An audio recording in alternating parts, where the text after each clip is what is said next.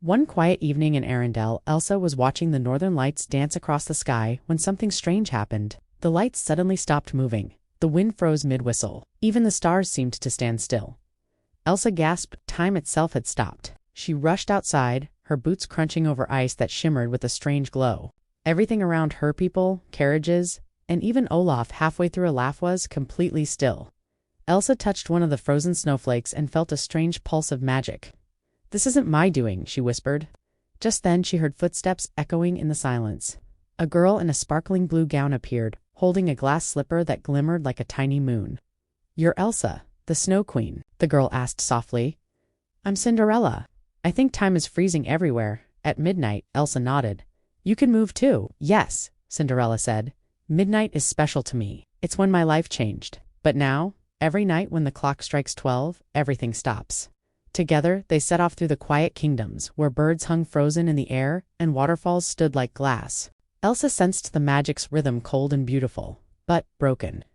Cinderella noticed a tiny sparkle on the ground, a piece of her lost glass slipper. When she picked it up, the air trembled, and time flickered for a moment. These slivers, Elsa realized, they're pieces of the spell that gave you your magical night. But one of them must have mixed with my ice magic somehow, and now it's freezing time itself. The two friends journeyed across the kingdoms, gathering the glowing shards. In one frozen village, they found a piece caught in a clock tower. Elsa used her magic to lift it gently, while Cinderella whispered, "Midnight was never meant to last forever." The clock's hands began to move again, tick-tock, tick-tock. Each shard they found brought more of the world back to life.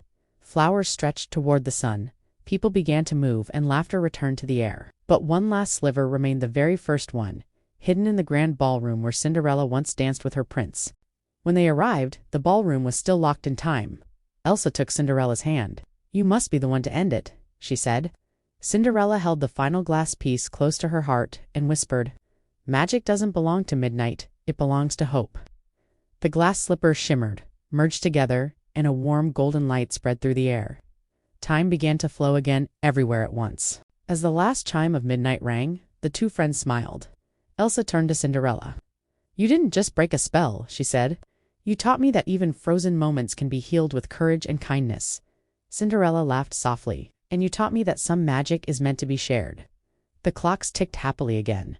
The stars began to twinkle, and from that night on, midnight was no longer a moment to fear, but a reminder that every ending can sparkle into a new beginning.